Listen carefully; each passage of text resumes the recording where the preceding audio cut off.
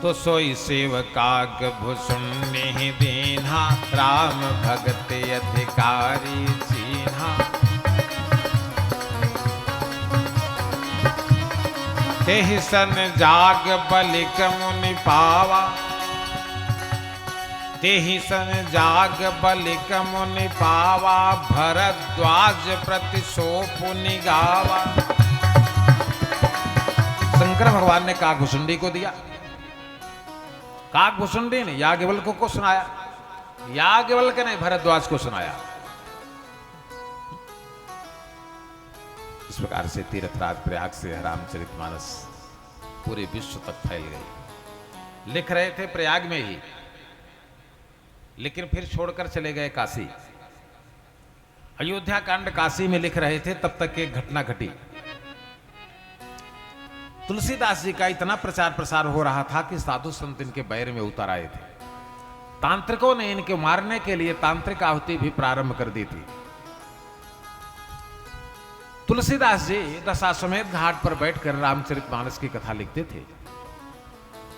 एक दिन तांत्रिकों ने डकैतों को भेजा, उनका रुपए पर ठेका किया था कि तुलसी का गर्दन काटकर हम लोगों को सौंप दो, हम तुम लोगों को 1 लाख रुपए देंगे।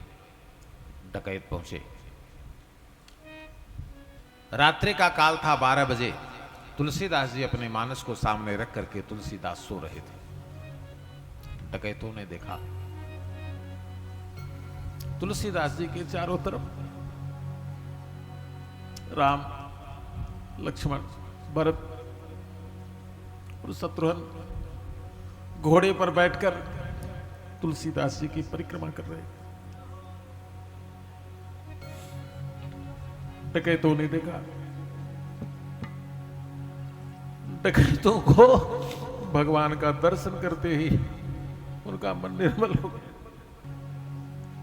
कौन है इस संसार में जो प्रभु के दर्शन करने के बाद भी जिसके मन में पवित्रता न हो, भगवान का सायुज्य प्राप्त करते ही उनके मन से चोरी करना, डकैती करना, किसी को मारना, हत्या करना सब समाप्त हो गया।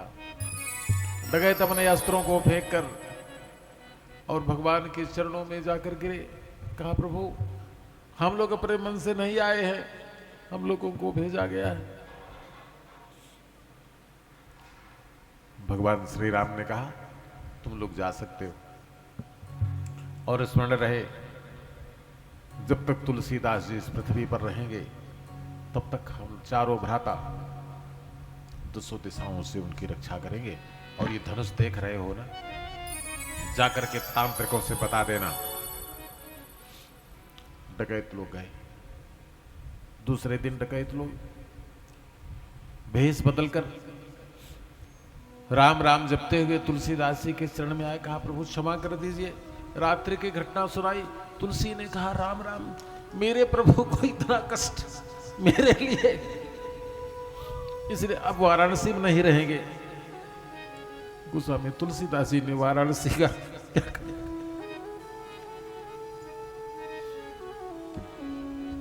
तुलसी को हुआ कि मेरी रक्षा करने के लिए मेरे प्रभु रात भर ड्यूटी दे रहे। अयोध्या चले गए। वहां पर जाकर के उन्होंने अरण्य कांड, किष्किंधा कांड, सुंदर कांड, लंका कांड से उत्तर कांड तक की रामायण लिखी।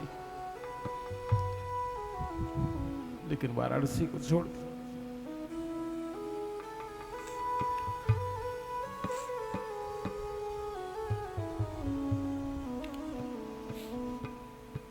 मानस बहुत दिन नहीं हुआ, अभी 450 साल की कथा। इन्हीं को स्वामी तुलसीदास जी को चित्रकूट के घाट पर चारों भाई ने साक्षात दर्शन दिए थे। ये मत समझिएगा प्रभु कहीं चले गए, बस तुलसी जैसा विश्वास हो और तुलसी जैसा प्रेम।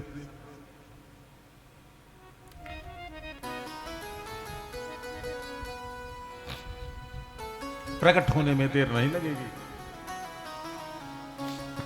सीताराम सीताराम सीताराम सीताराम सीताराम सीताराम सीताराम सीताराम राजा राम राम राजा राम राजा राम राजा राम राजा राम राजा राम राजा राधे श्याम राधे श्याम राधे श्याम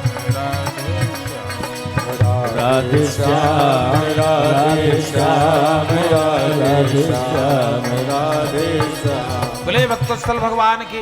अभी आप सुनेंगे चित्रकूट की धरती पर पहुंचेंगे, सारे चोर डकैता करके अपना आत्मसमर्पण कर दे रहे हैं और कह रहे हैं प्रभु जो फल की जरूरत लगेगी हमको बताइएगा, जो आपको सामान चाहिए। चोरों ने क्या कहा कि प्रभु हमारे ये तनई सेवकाई,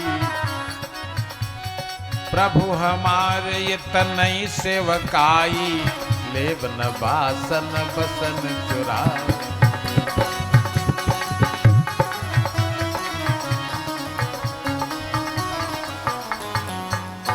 भगवान यमुना को पार करके चित्रकूट की यात्रा के लिए तत्पर हो। जरा सुनिए चित्रकूट की यात्रा का। बोले कोटि मनोज ले जाओ निहारे, कोटि मनोज ले जाओ निहारे, सुमुख कहाँ को आई तुम्हारे।